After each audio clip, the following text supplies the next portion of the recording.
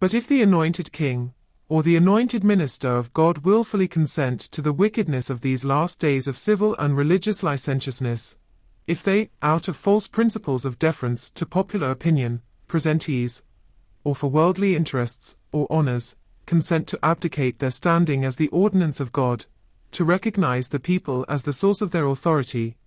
or to exercise it in obedience to its ever-changing voice, if the priests of God consent to stand as ministers, not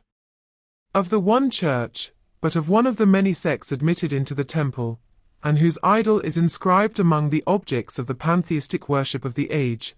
if the rulers in the state fail the authority which God has committed to them before the usurped majesty of the people, and govern not according to God's laws, which are eternal, but according to a supposed expediency, ever varying because dependent on the fitful movements of the people, if any have fallen into this fatal snare and do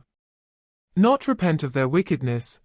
and do not correct the error of their way as far as they legitimately can and are free to do so, and do not look to God to deliver them in as far as they have involved themselves in bondage to those over whom they should bear rule, then indeed the disease has reached the very center of life.